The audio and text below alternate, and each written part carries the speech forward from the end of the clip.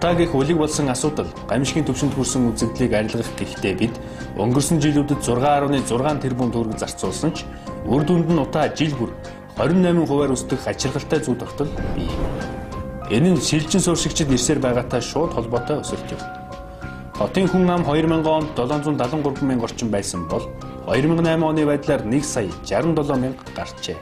2013 онд гэхэд 1 сая 250 мянга давсан оршин суугчидтай болох нь энэ өсөлтөөс тодорхой байна.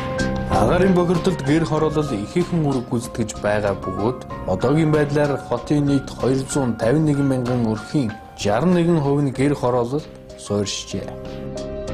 Нийслэл Улаанбаатар хот, Эсхий хот гэх эртний нэршилдээ буцан очлоо. Гэр хороолол агарын болон хөрсний бохирдлыг дараах байдлаар үүсгэж байгаа юм. Гэр хорооллын айлууд жилдээ 600 мянган тонн нүүрс, 360 мянган шоо метр мод шатааж, 120 мянган задгаа жорлон, 2100 ил хогийн цэгээр агаар, хөрс, орчны бохирдлыг бий болгож сэдрээж байна. Байзаараа эрхэм үзэгч та өөдөж залхаж эхэлсэн үү? Товчлие. Төгсгөлөөс нь танд танилцуулъя.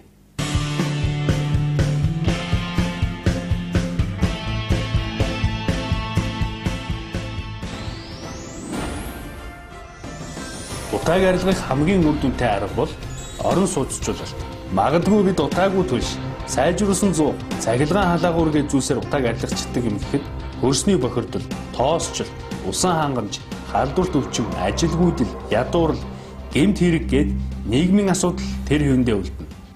Асуудлыг цогцоор нь шийдэх цоор ганц арга бол орон сууцчлалт. Улаанбаатар, Дархан, Эрдэнэ хотууд болон аймгийн төв, үсийн томоохон суурингуудыг хамарсан эхний ээлжийн орон сууцчлалт 100 мянган айлын орон сууц хөтөлбөрийг хэрэгжүүлэхэд 6.8 триллион төгрөг шаардлагатай. Харин томоохон суурин газруудыг холбосон дэд бүтцийн сүлжээнд 6 триллион төгрөг хэрэгтэй.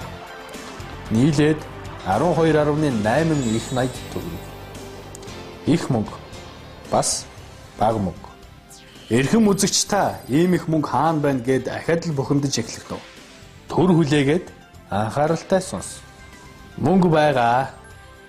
Байхтаа маш ойрхон. Ердөө бидний хөл доор байна. 12.8 их найд төгрөг бол төрийн мэдэлд байгаа стратегийн орд газруудын мөнгөн үнэлгээний ердөө л 2% тэнцэх мөнгө юм. Нийт 15 стратегийн орд байгаа. Тэдгээрээс ирээдүйд олох орлогын 2% бид баялагын эзэд болсон ард түмнээ амгалан амьдралд хүргэх боломж байна. Дэлхийн нийтэд төгсөн стандарт арга замуудын нэг болох баялагаараа баталгаа гаргах, барьцаалах замаар иргэдээ орон сууцчлуулах асуудлыг шийдвэрлэе. Ард нийтээрээ тоглог, сайн сайхан амьдралд хүрээ. Үүнд эрхэм үзэгч, иргэн таны санал чухал болж байна. Сонгосон гишүүдээ шахах, шаардах таны иргэний зориг, эдийн засгийн ирмэлзэл өнөөдөр юу юунаас чухлаар шаардагдаж байна. Боломжоо бодит байдал болгох чиглэл таны хийх алхам бүр гэрэлт ирээдүг ойртуулах болно. Баялагынхаа 2%-аар босгосон хөрөнгийг яаж байшин орон сууц болгох вэ? Эсхий хотоос хэрхэн ангижрах вэ? ертөнц дахинд ашиглагдаж эргэжүүлж буй арга замаар л явцгаая. Үүнийг Улаанбаатар хотын 251 мянган жирийн өрхийн төлөөлөл болсон иргэн Эрдэнийн гэр бүлийн жишээн дээр үзүүлье. Энэ бол Баян зүрх дүүргийн 14-р хороонд оршин суугч Эрдэнийх улирлын чанартай тогтмол бус ажил хийдэг. Мэргэжил эзэмшээгүй болохоор тогтмол ажил хийж чаддаггүй. Сард дунджаар 270 мянган төгрөгийн орлоготой. Тэдний хороонд оршин суугчдын 56% нь хөдөлмөрийн насныхан боловч тэдний дөнгөж тал нь л ажил эрхэлж байна. Байнга тогтвортой ажил эрхэлдэг хүмүүс хөдөлмөрийн чадвартай иргэдийн 33% л хүрч байгаа юм. Энэ бол Эрдэнийн эхнэр Ган Туяа ажилгүй. Тэдний хорооны ихэнх хүмүүс ажилгүй бөгөөд хөдөлмөр эрхлэхгүй байгаа шалтгаан нь дараах байдалтай.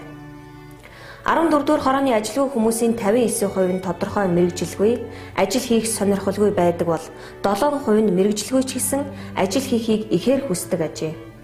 Харин 34% нь мэргэжилгүйгээсээ гадна хүүхэд, өндөр наснуудыг асардаг, гэрийн ажилтай гэсэн шалтгаанаар хөдөлмөр эрхлэх боломжгүй байгаа юм. Ган Туяагийн хувьд бага насны хүүхэд нь цэцэрлэгт хамрагдаж чадахгүй байгаа улмаас ажил эрхлэх боломжгүй болжээ. Тэрнийхүү оргил ойр орчимд нь цэцэрлэг байхгүй болохоор 14 дугаар хороонд байгаа 116 цэцэрлэгийн насны хүүхдийн нэгэн адилаар тэр өдөржин гэртээ унждаг. Ээж эмээ хоёр нь асардаг. Харин ориглын эгч онон хэдий хол зайтай ч гэсэн сургуульд явдаг. Нийт 409 хүүхэд 14 дугаар хорооноос километр хагас зайд байрлах сургууль руугаа явах замдаа архичин танхаачууд холхих гудамж, жалах, хөдөлгөөн ихтэй автозам гээд эрсдэл дүүрэг хэсгээр өнгөрдөг. Тэд гэмт хэргийн хохирогч болох нь олонтоо. Ононгийн ангийн охин Цэ үдэш харж яваад хүчндүүлсэн бол хажуу айлын төмрөө энхээ хоёр дээрэмдүүлж зодуулсан удаатай. Энэ мэдчлэн хэрэг байнга л гардаг. Ангийнхан сандал ширээ хүрэлцдэггүй. Хүүхдийн тоо байх ёстой хэмжээнээсээ хэдийнэ давж гарчээ. За уул нь бол манай Шамсгсур сургуулийн маань багтаамж болохоор 540 хүүхдийн багтаамжтай анх баригдсан сургууль байгаа. Одоо бол 1870 гаруй хүүхдүүд сурч байна. Манай ангид орон сууцнд байдаг хүүхэд гэх юм бол ерөөсөө 2-3 хүүхэд идэг. Бус нь дандаа гэр хорооллох. Хөдөөнөөс одоо ирж байгаа хүмүүсийн одоо нүүдэл тийм ээ суурьшлийн одоо ихснээс бол хүүхдийн тоо бол эрсэгсэн. Одоо ингэж хүүхдийн ачаал ихтэй хичээл бол үнэхээр бэрхшээлтэй. Хүүхдийн сургалтанд бол маш муугар сөргөөр нөлөөлж байна. Эрдэнийн ээж Дулмаагаа тэтгэврт гарсан. Энэ хороонд тэтгэврийн хөгшөд 137 байдаг. Тэтгэврийн мөнгөнд сарын 60 мянга.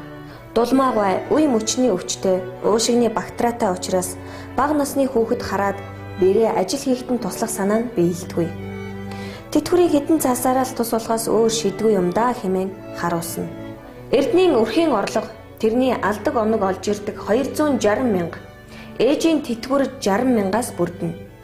Орлого нь төлөө түш хүнс бөгөөд зайлшгүй хэрэгцээнд дөнгөж хүрээд дуустдаг болохоор хуримтлал бий болгож чадахгүй нь өдий хүрчээ. Уг нь тэднийг чадвал 2 өрөө ядаж 1 өрөө байранд орчих чинь хүсэлтэй. Эрдэнэ шиг мянган иргэдийн орон сууцны асуудлыг ажлын байртай хамт шийдэх загвар дараах байдалтай. Орон сууцчлах нутаг дэвсгэрт хамрагдсан айлуудын гишүүдийг 6 сар хүртэлх хугацаагаар мэрэгжил дэвшлүүлэх сургалтанд амруулна. Одоогоор бол нэг хөдөө одын нийлсэн 40 гаруй хувийн мэрэгжил сургалт үйлдвэрлэлийн төвөд байгаа сургалтаар мэрэгжлийн зэрэгтэй 3-4 зэрэгтэй ажилчдыг бол бэлтгэн гаргаж байгаа. Жилдээ бол нэг 500 гаруй хүүхэд төгсдөг. Яг үндсэн одоо барилгын чиглэлийн мэрэгчлэр анхан шатнд сургалтаар 9 мэрэгчлэр явуулж. Энэхүү сургалтанд сууж одоо төгсөж гэж байна. Одоо бид нэр дадлагын ажилдаа одоо орж байна.